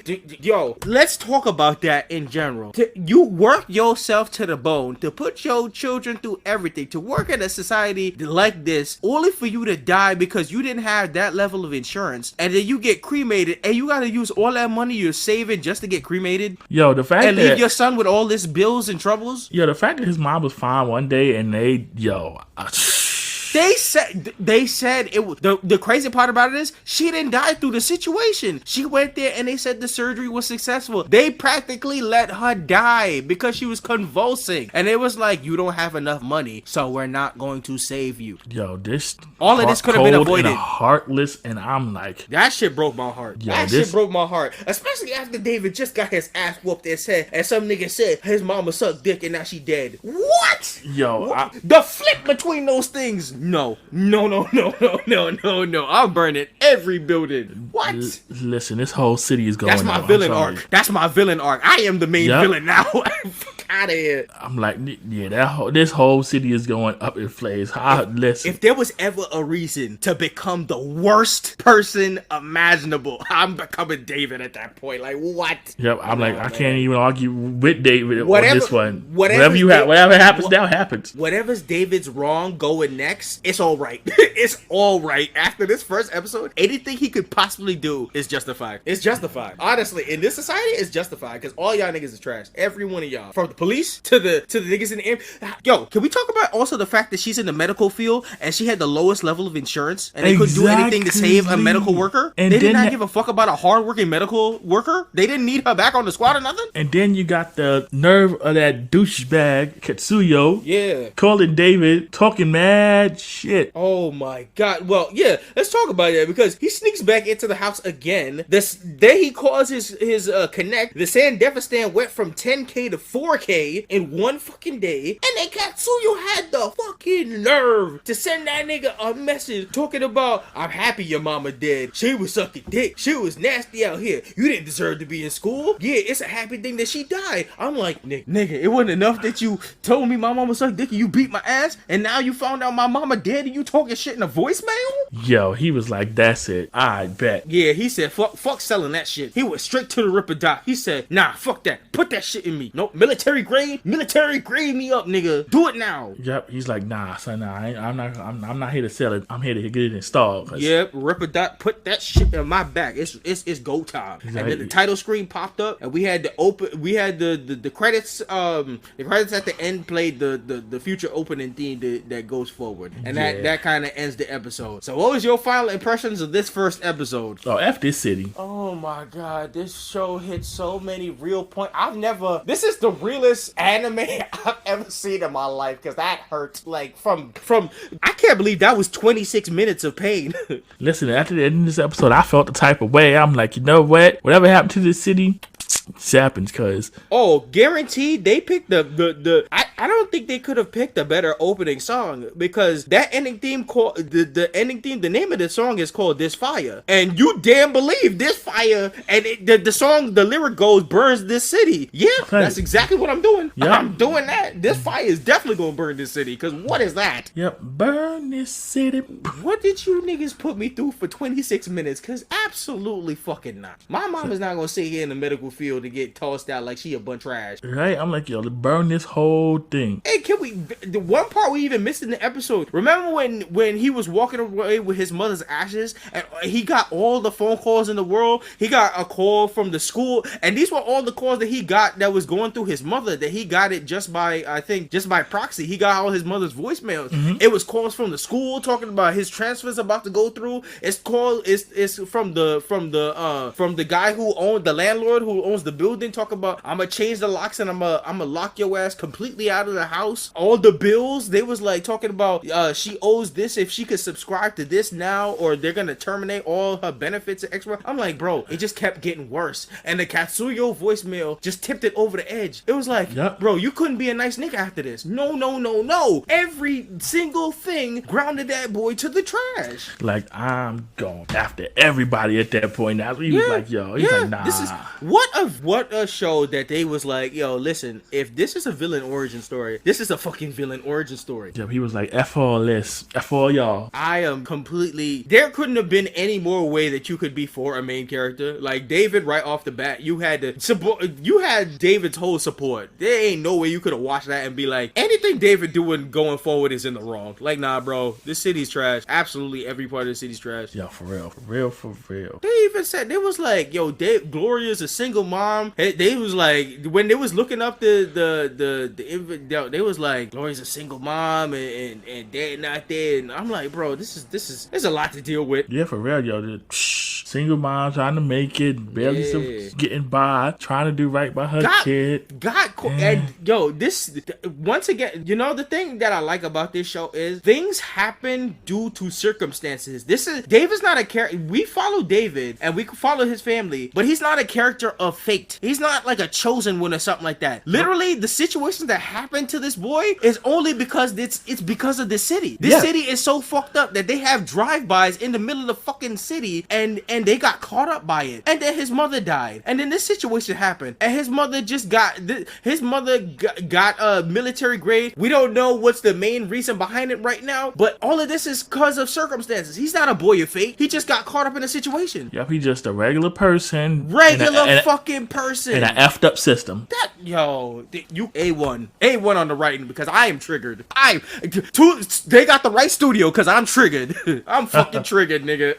Sheesh. But yeah, I said in my final impressions, I said this show hits so much real points. A society lives off money and subscriptions to live. Poor slums just trying to make it, and shit just happening while you trying to survive. It's just all very real, dealing in a sense, and you want to see where this wildness goes next, because that cliffhanger, I'm like, David, baby, what you doing next? I am here for it. So episode 2, like a boy. Let's go. So we get a little recap of what happened. Yeah, we got the Netflix logo. David right there. He's like, yo, fuse me up, Ripper Doc. Fuse me up. And Ripper Doc having the whole porn session, not paying no attention. My son, mid talking to him, having a whole fucking stucky on his meat, blowing him half. Yo, he was like, yo, nah, take that shit away from me, bro. You don't want this shit. You don't want this situation. And then before David leaves, he's like, you know, fuck it. I'm done with my porn right now. Come over here. Let me link you up. But when you come crying about that shit fucking you up, just know that shit belongs to me. Ripper Doc got no soul. He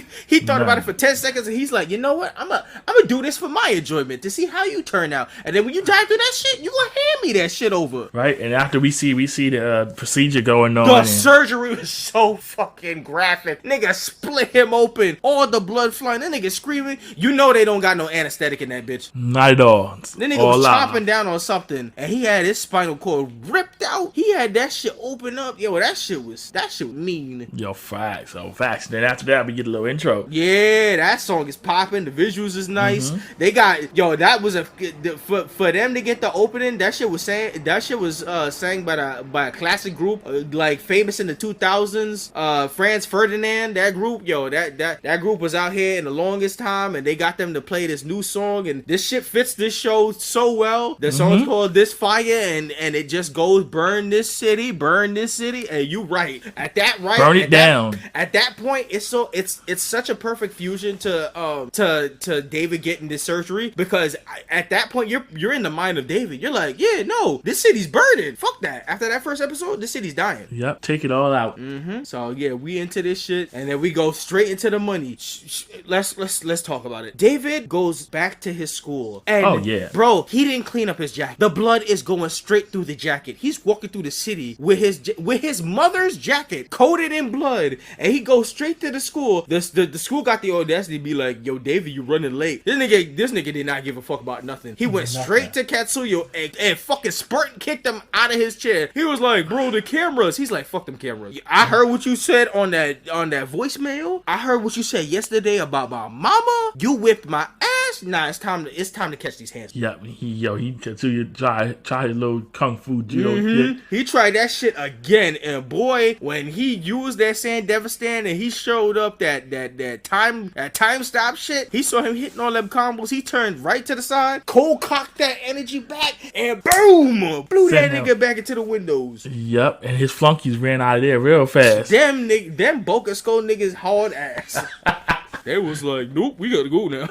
No loyalty in this bitch. And then Kazuya over there crying over there, oh, you broke my nose. Like, shut up. What did you do? How'd you get that upgrade? Why is it so strong? You broke my nose. My daddy's part of the high organization that's gonna let this shit, they not gonna let this shit fly. And blah, blah, blah, and all this other. Yo, like, shut your ass up, nigga. You talk hit him all again. That heavy shit. Dead ass. I would have stomped that nigga out. He talked all that shit about my dead mama before and after she dead. Nah, nigga, bro. He had to see me for longer than one punch. Ain't no Saitama one punch in this shit. Right, so next we see David walking, and then he just start laughing. And at that point, honestly, I thought that if you didn't know what was going further in any of these episodes, you thought that was probably his moment to become the Joker. Because this nigga laughed, and then all you saw was this nigga use the Sand Devastan and disappeared. This nigga flew straight home. Right, so then he be back in his house. We see him on this couch. He just laying down chilling, and then we see somebody watching the playback of what happened at school.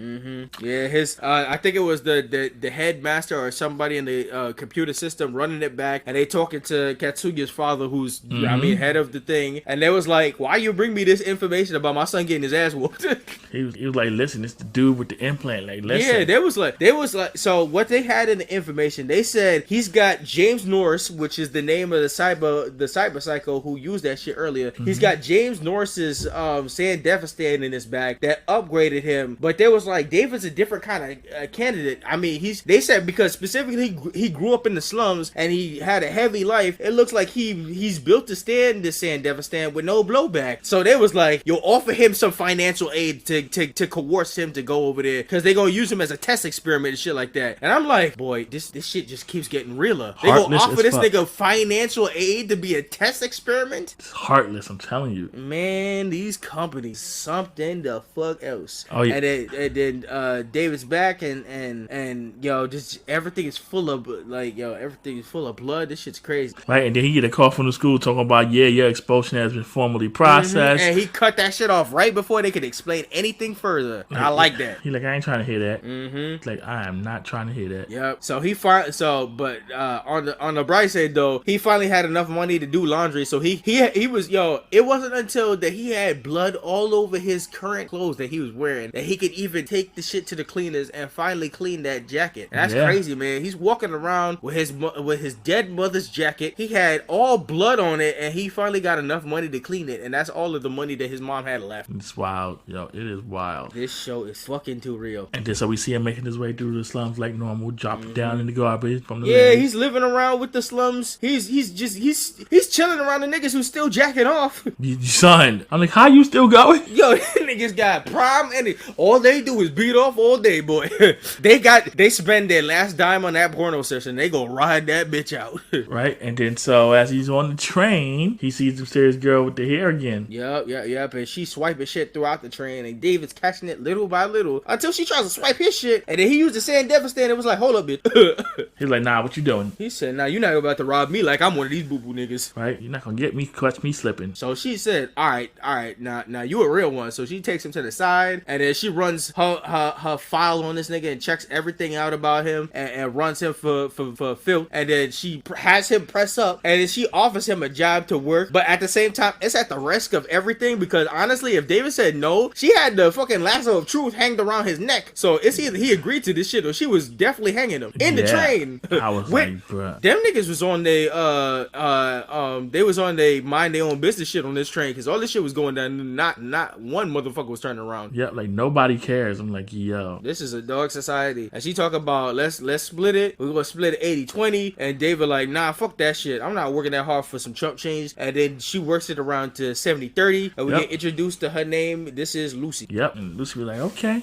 So he agrees. He's like, okay, we on board. We on board. What we doing? Yep. So they start running. She puts him through the test, and she start running tests on the train and snatching people's chips and challenges. So he goes from like the small people to some students to a big ass sumo nigga that he had to maneuver on that shit, and they capture mad chips and shit like that. And then after that, they get off the train and check their rewards. Like, yeah, we got a good haul here. Okay. Yep. They checking out their stuff, and they start to divvy up everything, and then all we see is blood start to run through David's nose slowly, and then you see David just straight up pass out. Yep, fall down like. Yep. So Lucy called, I guess, whatever kind of doctor or whatever person that could pick them up and shit like that, and they checking him out, and they was like, yo, homie, don't. They was asking, they was like, does homie have insurance? Does homie have anything? Like, what's going on? And Lucy just met this nigga, so she was just nice enough to make the call and write it out with him, and she was like, I don't know nothing. I just know he went to Arasaka Academy, and that's when the person was looking into it, and they was like, yeah, that makes sense why he could afford this. Hold on a minute. And then she go into the back and disappear for a minute, and then Lucy starts talking to David. She was like, so what pills do you use? And he like, pills? And she was like, oh shit, nigga, you crazy. You raw dogging the sand devastating using this power and going shit? You use this power all that many times, and you just rocking that shit with no pills, bro? Right. And I'm like, yo, and you was like, what the fuck is going on with this maneuvering that he's doing? And then they zipped past the hospital. Lucy was like, yo, we passed the hospital. He's like, nah, this implant, he got him mad bread. Yeah, she did pull the, yo, oh, this society gets worse by the second. You motherfuckers pulled the motherfucking blicky on her, talk about, nah, bro, we going to a special place, because I'm getting my money off this nigga. Yeah, and she was like, nah, we got an 80-20 deal. Get the fuck out of here. Yeah, she was like, yeah, we cut that shit back. Ain't no 30, you getting a 20 off this shit. And David all concussed and lying on this shit. She was like, plans change. She kicked David on the platter straight into that lady's chest, and then they flew backwards out the fucking ambulance, and they riding through the streets, and she ran in that shit backwards, and she knows exactly how to maneuver. They in the middle of the highway, y'all. Yep, and she comes to a whole stop. David done puked and everything. And listen, before that, David's looking up in Lucy's face, and he's like, automatically before he puked, he was like, I'm in love. I don't know who this crazy bitch is, but this is a ride, boy. Yo, Max, David was with it. David looked up, and all he saw was the stars and Lucy having fun. And I don't know how the hell she was steering this bitch, but she had that shit reversed, and she was going through the highway, dodging cars with this shit. I was like, bro, how does shit rock? And then after that, all you saw was David at the end puking his life out. And then the only words he could get out is, give me to the Ripper Doc. Give me the Doc. Give me the Ripper Doc. Yeah, and so she eventually gets him the Ripper Doc, and Ripper Doc is like, what are you doing? Yeah, he was like, so how? But Doc was like, first of all, I'm gonna charge you for these pills. He was like, you just gonna charge me for the pills? He's like, yeah, bro, I'm the Ripper Doc. You thought you was getting off scot-free because I know you? Fuck out of here. So Lucy gave up majority of the shit she had so this nigga could get the pills. And then he talking to David, he was like, so how many times you use this shit? Like 2, 3, how many times you use? He was like 8. He was like, whoa, my nigga, you was wilding. You did 8 times in one day? You trying to catch that cyberpsychosis, bro. Mm-hmm. He's like, bro, 1, 2 max. He said 1, 2, maybe 3 possibility, but 8 times in one day, you wildin'. You looking at death's door at that point, bro. Son was like, bro, you wildin'. Facts. So he gave him the shit to calm his nerves and shit like that. And then right after that, Lucy was like, well, I hope you realize that now you work for my ass now, because I had to pay majority of that shit. So we got to get to working now. So Lucy's like, for the most part, part, I mean, you now work for me, but we gonna figure out how the situation goes. But so he's like, man, I just need to pay off a couple more bills. So if you wanna do a couple more jobs tonight, like, bro, Ripper Doc just told you not to use it any more times in the day. This nigga down bad for some money. He's like, yo, I could do a couple more jobs tonight. I'm like, nigga, no, you can't. And she's like, nah, not tonight. Yeah, she's good like, tomorrow. We could definitely do it tomorrow for sure. And then she brings him back to her plan. Mm-hmm. And she was taunting David. She was like, "It's your first time with a woman and shit like that." David like, "Oh, I don't know what she talking about, but we about to find out." He acted confident, and then she gave him a drink. He was drinking, and he started coughing up a lung. He was like, "Yo, he a high school student. He ain't used to that." She was like, "You probably a goody boy, man. You ain't drink none of this shit for, did you?" So probably couldn't afford no liquor. Boom! The nigga couldn't even.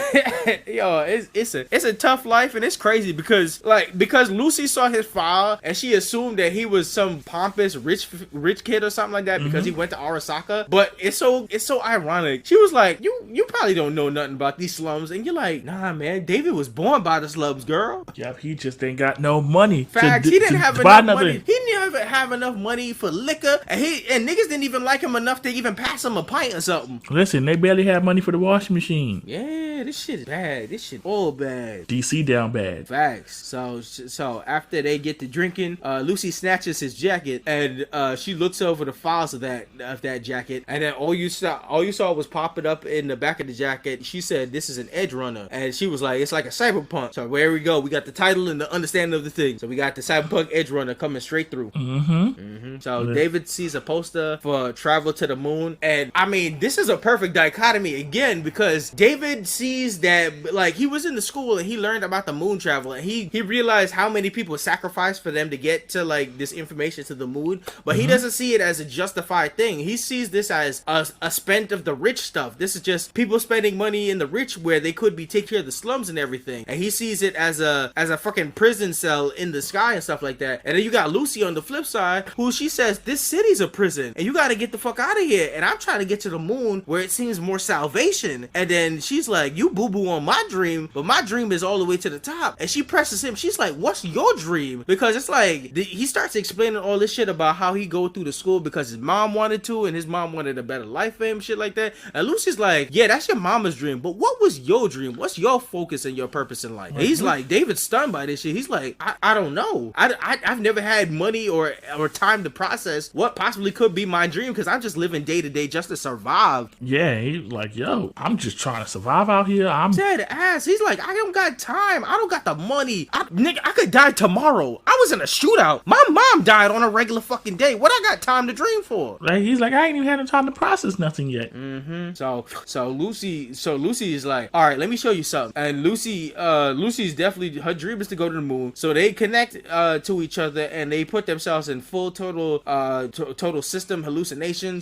That definitely felt more like metaverse type shit. Yeah. And they go off and they connect and they travel all the way to a program that sends them to the moon. And then a certain song that everybody, if you've been through the series, knows how crazy this song gets. But a certain song plays and they travel around and they having the time of their life on the moon. This is obviously the first time David has experienced full, like, I guess in the school all they was doing was meditation and other shit, and they only talked about the history of the moon shit, because David's experience on the moon through the system was a whole different thing from anything that he's ever talked about. Like, he was enjoying the zero gravity. He looked like he had no pressures. He actually experienced stuff, and it made his, thought process of it a lot, better and different. He tried the food. He got to hop around. They was driving ATVs on the fucking moon. Like, this was a life worth living and shit like that.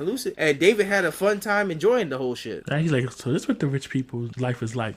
Exactly. He got a taste of that shit. And before he got a taste of that shit, he was talking all that shit, talking about it's a prison and stuff like that. But him actually experiencing in that and him being happy and enjoying him time was a whole different setup altogether. That was great. Yep. And Lucy said this is the first time she showed anybody this. And David was like, why you choose me? And she was like, I felt this connection between us to have this shit, and that was good. Yep. Then they ride off on, like you said, in that ATV, just having a good old time. Yep. They was having a good old time. And then you see the message: you fell off the edge, punk. And you're like, what the fuck? And then all you see is this big nigga grab him up and pulled him out of that system. And he was like, yo, that Sandevastan you got in your back, that shit belongs to me. That was part of my upgrade, son. And then all you turn around and you saw Lucy smoking a cigarette. And then you realize at that point, this shit's a setup. And you're like, oh, fuck, David. And then you start to continue. You're like, welcome to the sad, sad day of Dave. Because, yo, you realize that this whole shit, she showed him her dream and everything. You was like, god damn, she probably did this whole shit to bring him into the house and stuff like that. Yeah, she set him up completely. And then all you see is this big ass nigga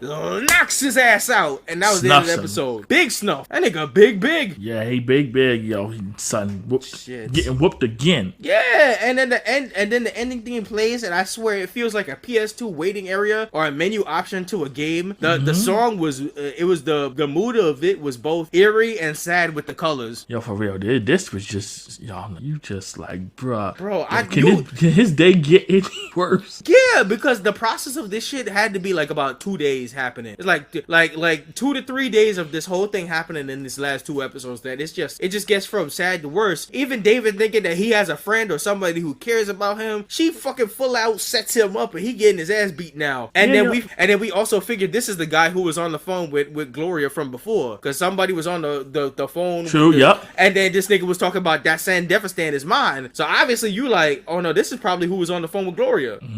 Which obviously proves that Gloria had to be doing some shady shit on the side to get her son into the, like, the nigga was right. It was probably not some sexual shit, but like she had to do what she had to do to get her son where he is, and now her son is in down bad because of it. Right, down bad is the theme. Yeah, man, bruh. So what's your final impressions on this episode and so far the series? And would you go further? After watching this episode, I'll definitely continue it. Yeah, it got me. I want to see what happened to David. That is such a hook, bro. Like where do you, like, if you cut it off after this, you're insane, because this nigga dead just got snuffed by it wasn't just one guy, and that one guy enough was like he was brolic, but then you saw like a whole squad of niggas like this. Yo, David's getting run. Once again, this adds to my villain origin story. Yeah, if I survive this, I'm a villain. Listen, David going through it. Sheesh. And I'm just like, bruh. I'm like, bro, can we slow down for a minute? David was just happy on the moon. He thought he was dead, connected with a cute ass shorty, and they was doing some stealing through the city and shit like that. All he was just trying to do is make some ends meet so he could probably like fix up the house or some shit like that. And this nigga just getting run by a whole gang of niggas now. Just whooping and whooping. Damn, that's life. That's life to David. Whoop that trick. Just tearing David up, man. I said, my final impression said the end of this episode is the big hook, but we definitely established this society and shit just to keep ahead, and we meeting more characters and shit dealing with stuff. This world is tough, and they just trying to get by. They just trying to live. Yeah, man. Yeah, all I say is, yo, this continues on my trend to say there ain't nothing David doing going forward that like, if his villain origin story starts like next episode all the way to the 10th episode, I am supporting every second of whatever David does, because this society is fucked up. Yep, burn this society down, take it out, do whatever you gotta do, because it ain't right. Just like the opening, burn this city, because this shit is going up in flames. And I'm going, after everything goes up in flames, I'm laughing just like he had that moment in the city before he disappeared. That's gonna be the last laugh you motherfuckers hear. Yep, because all this could have been prevented if somebody would at least had a heart. Nigga, yeah, if you decided not to let my mom die on the fucking, there's a lot of shit that could have been avoided. Y'all could have just not been in a y'all could have just not fucking decided to do a shootout in the middle of the fucking afternoon and catch a nigga, or just try and avoid that shit in general. Or you could have just not treated me like shit. Or you could have not let my mother die. Or you could have just continually just have a heart on some shit where we trying to fucking work through the society, bro. We just trying to live. Yep, everybody in this series don't give a fuck, don't care, no have no heart, nothing. Hell, if the police decided to take her and brought them to the ambulance themselves, maybe that could have worked out even better. Yeah, this whole society deserves to burn. Yes. This after the end of these episodes, all I see is fire and red going through the city. Yo, facts. Yep. All facts. Yep. But that's it for episode 1 and 2. Cyberpunk Edgerunner getting our blood pressure all the way high, going through the situations for David. You gotta pour it out for old boy David, because god damn, this is stressful. successful, man. Right, a shot of Kurosake for David, yo. Yes, this is a well-earned shot of Kurosake because you need a shot of Kurosake to go through all this shit. For real. Yeah, man. This is after those first 2 episodes, you can already see off the bat why this is probably as popular it is. These are like episodes that are legit hooked. Like if you have a heart worth a damn, you watch this series and you're like, fuck. This ain't especially right. Especially if you live in a society like America with all the health insurance and all this shit going through, and you even if you're like, you don't even got to be like in the anime space, any like Hispanic worth a damn, because this character's last name is Martinez. You know, Hispanic worth a damn, seeing this whole shit, knowing their mother is in the medical field working their bones off, trying to go through the train and living and taking care of their child and all this shit, and trying to do X, Y, and Z while their child is getting bullied through school and a whole bunch of other situations because of every X, Y, and Z, because of classism or racism or some of the shit going through. It's just this anime got so real in the beginning. You come into anime for like fantasy worlds and shit like that. This motherfucker hit you with the reality dose from jump. Yeah, it was like, yo, I know what this is. Shit, I guarantee you, niggas out of the country with free healthcare and all this shit watched this show and was like, so this anime is based on America, right?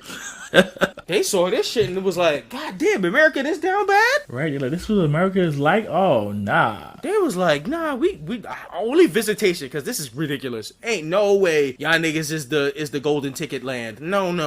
Can't be. Like, absolutely not. Can't be. It's so scary because that's a futuristic look on shit, and it's so scary. I shudder the future to be in that kind of reality. To be subscribed to everything and just having to constantly pay for every kind of department. You gotta be subscribed to the police department for them to actually fucking, like, imagine you gotta be subscribed to call 911. Yo, if we ever get to that society, throw the whole thing away. Nah, we gotta start from jump again. We gotta bring that bitch back to caveman society, because y'all niggas ain't got one bit of heart. If I take any family member to the hospital and it was a small surgery done, and then you niggas tell me the next day that they died on the table, and you're calling me just now to let me know they died on the table because I didn't have enough money?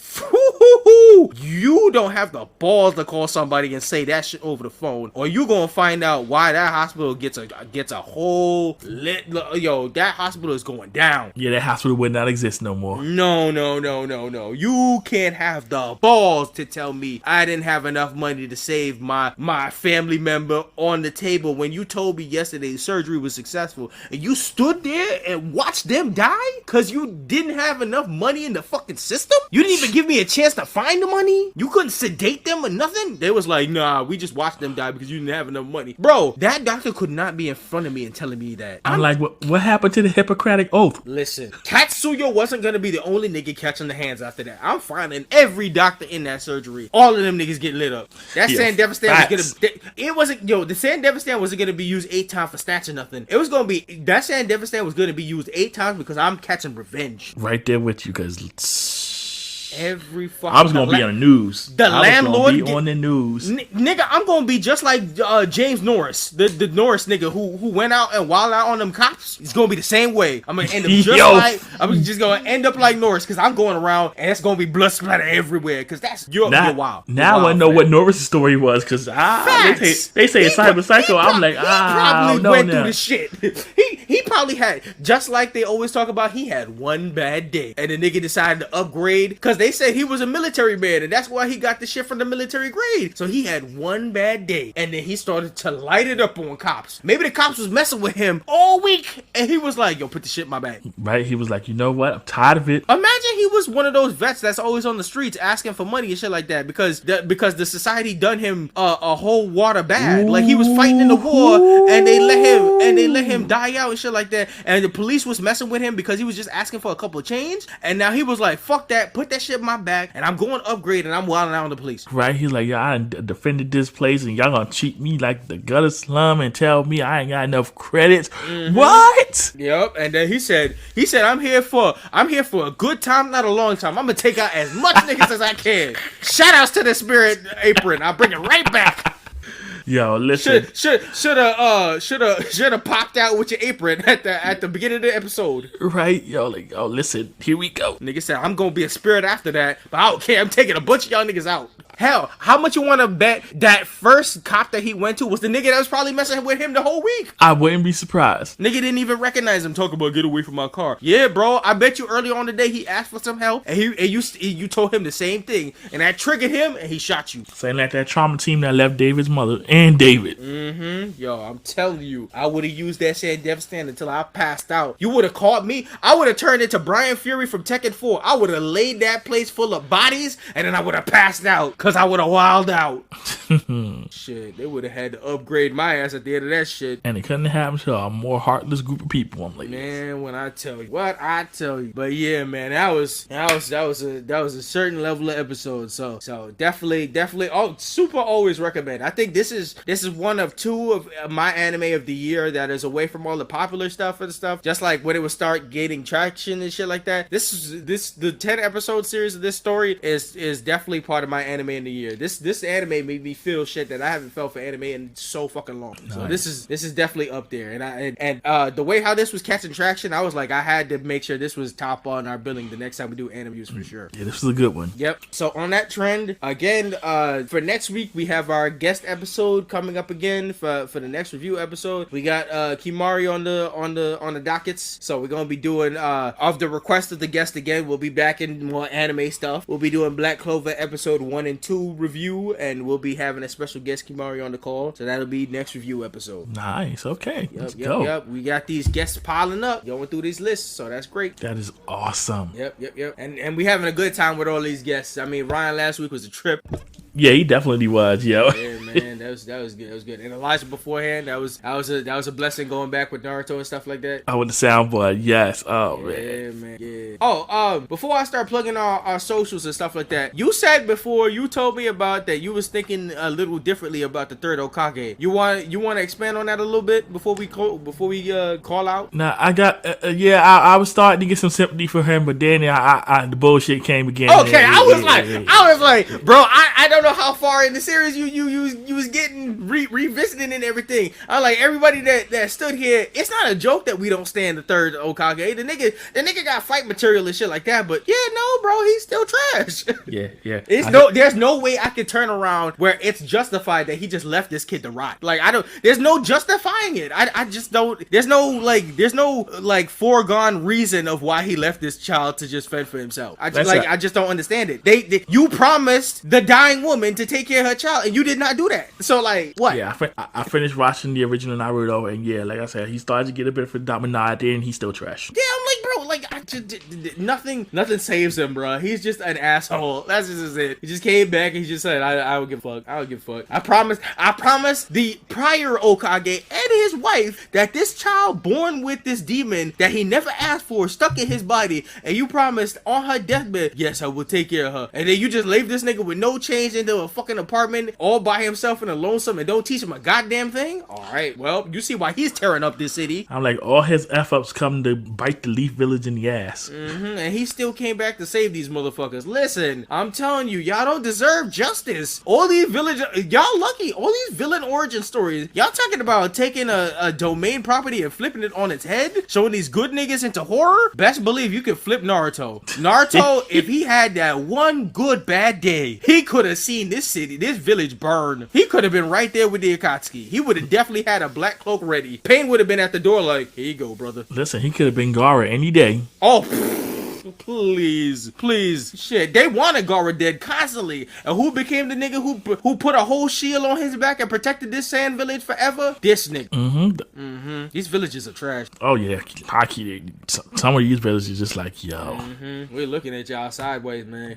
But yeah, on that note, alright, so we got the email set up. If anybody wants to message us, we got Gmail. We got blerdbynature@gmail.com. Facebook and Instagram for the socials at Blerd By Nature. Twitter at Blerd By Nature. Nature spelled Nature. Co-host, hit us with the YouTube. You can find us on YouTube by searching for Blerd By Nature Podcast. Yep. And currently, right now, the episodes as we speak on this, as of right now, we got the full episode out. That's dropping every other month. We got Yasuke out. Currently, catching some controversial traction on other places, catching support traction on the right places. And our latest episode episode from this point that we uploaded was that Zatch Bell episode as well. Co-host, do you have any more last notes before I hit the outro? Nah, you can take us home. All right. Thanks for joining us today from Black Thought to Nerd Power. This is Nicholas, Mr. Go With The Flow. And this is the man with the plan, Maurice. And this was another edition of the Blerd By Nature Podcast. Thank you for listening, everyone. And until next time, peace. Peace.